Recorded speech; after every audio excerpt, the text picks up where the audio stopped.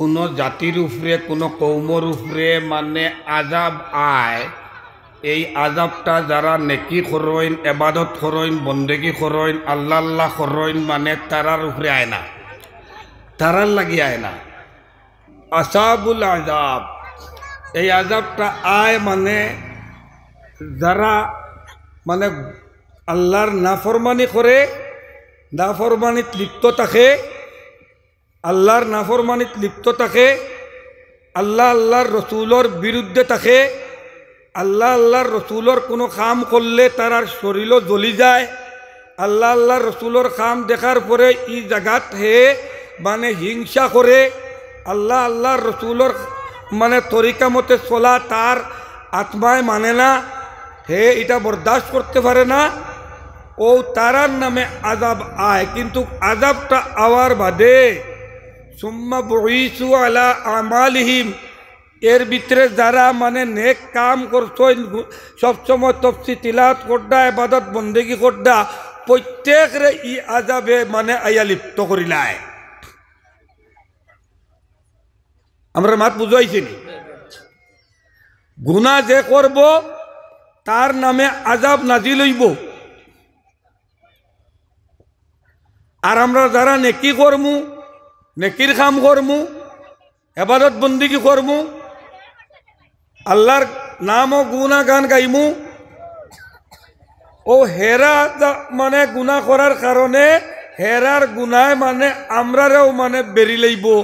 জেলা মানে আপনার যে কোনো এক বাড়িত আপনি যাইন, যদি একজন মানুষ বিলকুল বাড়িত মানে একটা ছেলে যদি ড্রাগস খানেওয়ালা হয়, মদ খানেওয়ালা হয়, আল্লাহর নাফরমানিত লিপ্ত থাকে, সকাল থেকে বিকাল পর্যন্ত হে তার যে সঙ্গী আছে ছেলেটা, তার সঙ্গী যারা তখন সকালে বারইল, 2 ঘন্টা গেল, 3 ঘন্টা গেল, জোহর গেল, আসরও আইল, মাগরিবও আইল, কিন্তু তার সঙ্গী একবার তা কইল না, ভাই চলো মসজিদে যাই কি, নমাজের সময় হয়ে গেছে, আজান হয়ে গেছে, মসজিদে যাই কি কইয়া তারে এই সঙ্গী মসজিদ মুখা আল্লাহ মুখা করতে পারলো না।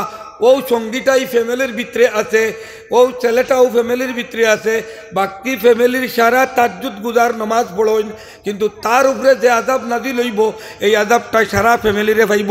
বুঝাইছেন? তার উপরে যে আজাব নাজিল হইব, এই আজাবে সারা ফ্যামিলিরে পাইব।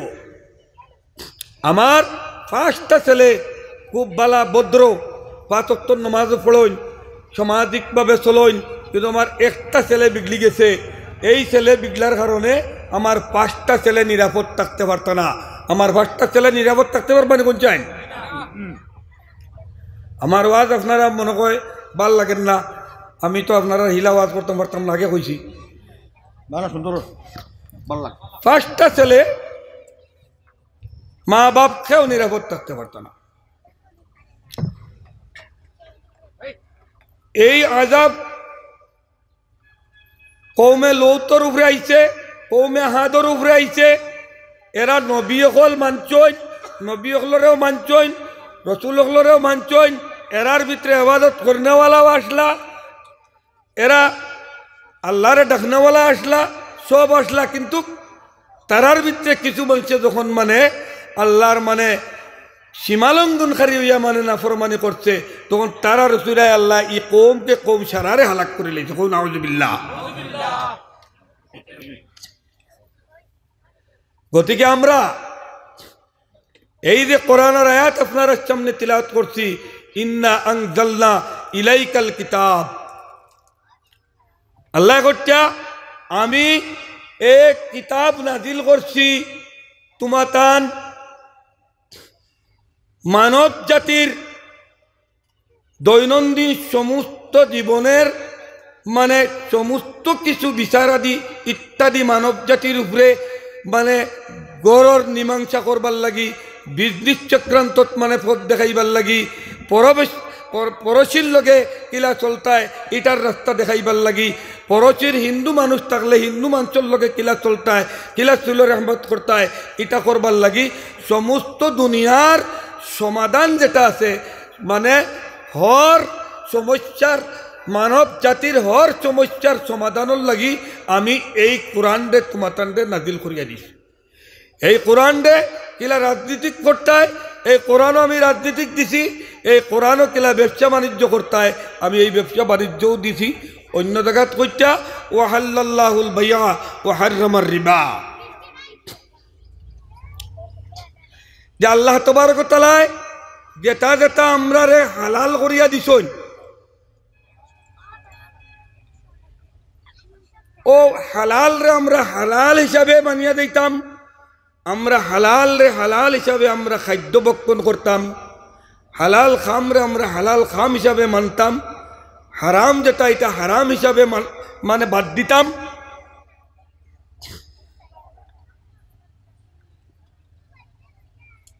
এখন আপনার সামনে আমি একটা কথা কই,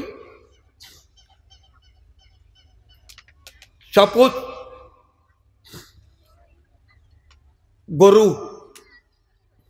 গরুটা হালাল না হারাম? আমরা লাগি হালাল। অন্য অন্য জন্তু যেগুলো আছে যেমন মেকুর, কুকুর, মানে অন্য জন্তু আছে, এটা তো সারা হারাম না নি? হারাম। তো গরুয়ে মানে বছর বাচ্চা কটা দে? হ্যাঁ, একটা দে। আর হিতায় বাচ্চা কটা দেন? 4টা 5টা। অনটাকে রোয়ানা দেও গণিপুর পর্যন্ত দায়িত্ব সময় মানে এখনকার জমানাত তো মানে আমরা কৃষি বিভাগটা ট্রেক্টর বেক্টর এই সেই লইয়া গেছে গিয়া গরু ফালাটা কম হয়েছে, কিন্তু এখন থেকে লাগাইয়া গণিপুর ডবকা পর্যন্ত যাইন বন্ধে দি গড়ে রাস্তা বাড়ির যে কোনো জায়গাত মানে আমরা হালাল বস্তুটা চকুত পড়বো, দেখমু, বেদান পাইমু, আছেন না না? ডেইলি ইতারে জব করে খাবাওর, এর বাদেও ইতারে দেখতে ডেইলি পাওয়া যায় না না?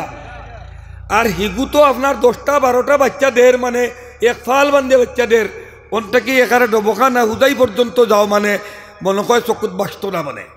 জি, তো হিটা যে আল্লাহ হারাম করে দিছে, এর কারণে হিটা হারাম করে দিতে হিতার যত ফসল দেখ হিটার কোনো বরকত নাই, এটা কইছে বুঝছেন নি?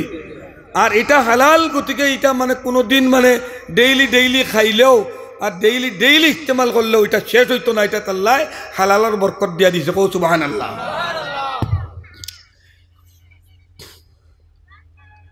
এখন হইল কি আমরা রিজেক্ট, আমরা দেখটা আমরা হালাল রিজেক্ট খাইতে লাগবো।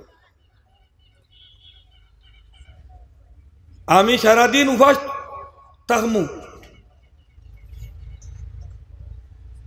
পতা খাইয়া ইফতার পর্যন্ত তোলা কইলে না কইলে পারিয়েন না। আল্লাহ আমার কইবা যে সামনে রোজা মাস এখানে আসলো, এটা মাতিলে না খানে ইফতার করিয়া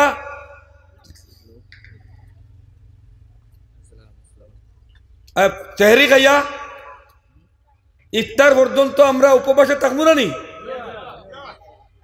তো আমরা এখানে তো আমি দেখেন না আজকের যুগ ইলা আমার লাগেন না যে আজকের যুগ কোনো মানুষ ইলা লাগেন না যে মানে কোনো ফ্যামিলির যে রোজা ছাড়িব ইলা লাগেন না, কিন্তু রোজা ধরবো, কিন্তু রোজাটা ধরলায় সারাদিন খাইলায় মানে আনা খাইয়া রইলায় ইফতার করলায়, আর রিজেক্টটা আপনার মানে হালাল না হারাম তরিকায় খামাই করিয়া আনিয়া খাইলায়।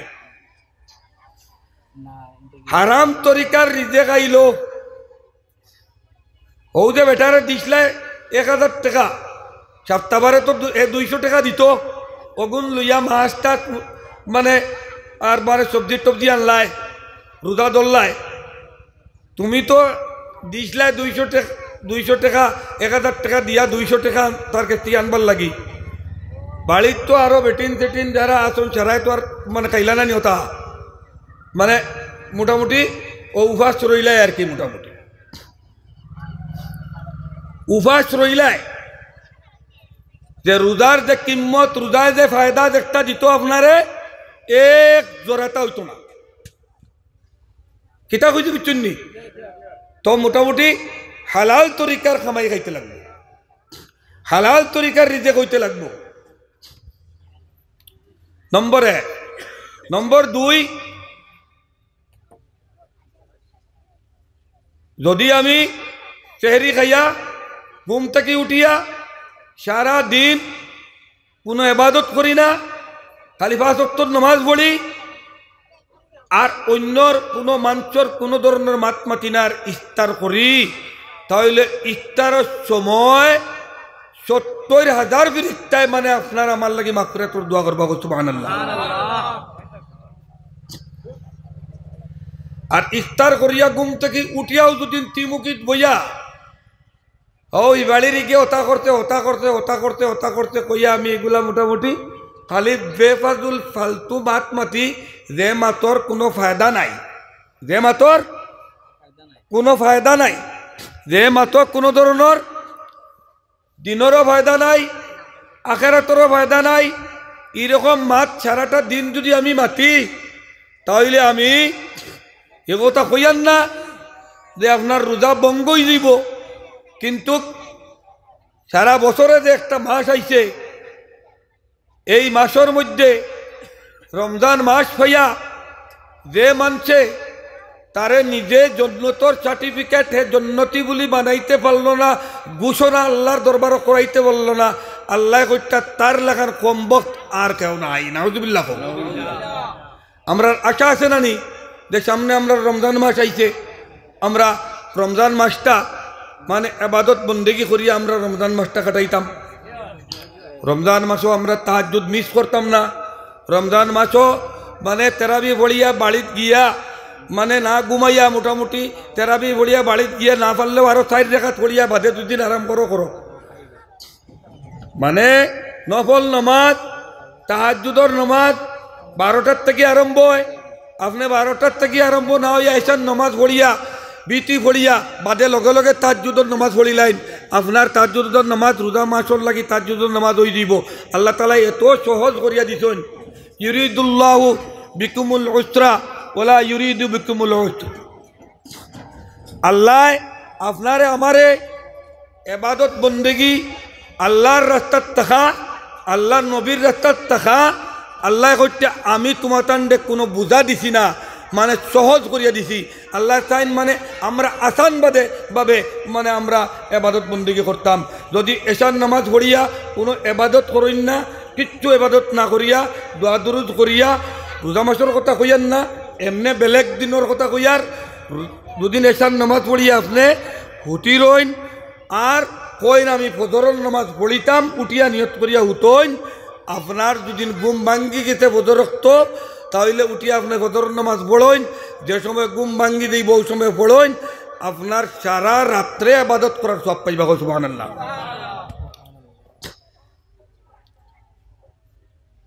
তো আপনার সামনে আমি কইছিলাম ওয়াহাল্লাল্লাহুল বাইআ ওয়া হাররামার রিবা। আমরা মানে আল্লাহ যেটা আমরা হালাল করিয়া দিছেন, আমরা হালাল তরিকায় চলতাম, হারাম থেকে আমরা বাঁচিয়া রইতাম। এখন তো ইটা আমি তো আপনার দূরের কথা, এটা মুফতি হলে মানে কইতে কইতে কইতে কইতে বেয়াজিজ হইয়া মুফতি হলর কোনো কথা কোনো জিনিস আজকের দিন পর্যন্ত মৌলানা হলর, আলিম হলর, ওয়ারিসুল আম্বিয়া হলর কোনো কথা আমরা পাকড়িয়া ধরছিনি না। ধরাতে কিতা হইছে, ও আমার হিমন্ত বিশ্ব শর্মা এখন অর্ডার করছেন যে ইগু মুসলা তুমি তাই মোটামুটি গুছ সুদ খাইতে পারতাই না, সুদ লইতে পারতাই না, সুদ খাইলে তোমার টান্ডে এই শাস্তি দেওয়া হইব। এই হিমন্ত বিশ্ব শর্মায় যখন তাইন মুফতিয়ানা ডায়েরি করছেন, অর্ডারটা ডায়েরি করছেন, লেঙ্গুড় ফাইট করি আমরা সারাই এখন মানিয়ার মানিয়ানি না জি। আল্লাহ কোরআনে কইছেন মানিয়ান না, আলিম হলে মুখ ফতোয়া দিছেন এর বাদে মানিয়ান না, কিন্তু হিমন্ত বিশ্ব শর্মা কোয়ার লগে লগে আমরা সারাই মানতে বাধ্য। মদ খাইও না, ড্রাগস খাইও না, বাচ্চার নিশা খাইও না, এটা তো খাওয়া মানে হারাম। কোরআনে হারাম করছে, হাদিসেও হারাম করছে, ওলামায়ে কেরামে কইতে কইতে কইতে কইতে মানে গলা বাঙ্গি লাগছেন সারা জীবন, কেউ মানছেন না। ও হিমন্ত বিশ্ব শর্মা এখন কইছে যে তুমি খাওনি না, তোমারে রাস্তার যাইতে মানে ওলা মুখো দিয়ে একটু হারাইয়া হু দেওয়াইয়া টেস্ট করবো, বাদে গাড়ি চালিব। ও যাইতে সময় জায়গায় জায়গায় গাড়ি ধরিয়া টেস্ট করেন না হ্যাঁ এখন এগু মুখে দিয়ে টেস্ট করার কারণে ও ইগু মানে ড্রাগ খাইছেনি না এখন কইছে আইন বানাইছে যে ইগু মুখ কোনটা একগু হারাইয়া টেস্ট করো খাইছেনি না ও এখন লাইলা খাইছেনি না ওখান করায় লেঙ্গুল ফাইট ওইয়া মোটামুটি মানে গড়ে গেছেন তার মানে এগু ফতোয়া দিছেন মানে হিমন্ত বিশ্ব শর্মায়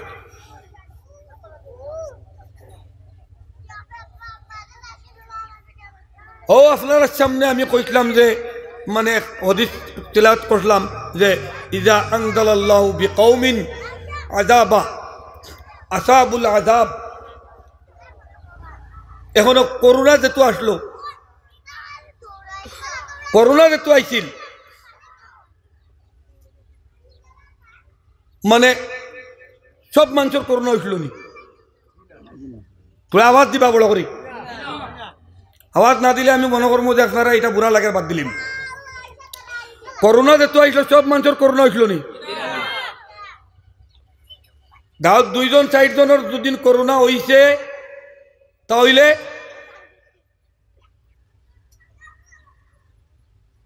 হিমন্ত বিশ্ব শর্মা কইছে যে মসজিদও আর যাইতে পারতায় না কিন্তু খবরদার ইকান কইছে না যে যারা করোনা নাই তারা দাও আর যারা করোনা আছে তারা যাইও না ইকান কইছিল নি কইছে কেউ যাইতে পারতায় না মানে আর ইলা কথা না মানিয়া যদি গেছন কি আমরা এটা ফেসবুক আছে আজকাল দেখছি যে ডান্ডা দিয়া দিয়াও বার করছে জায়গা জায়গা থেকে বার করছেন না তার মানে ইজা আনজালাল্লাহু বিকৌমিন আযাবা আসাবুল আযাব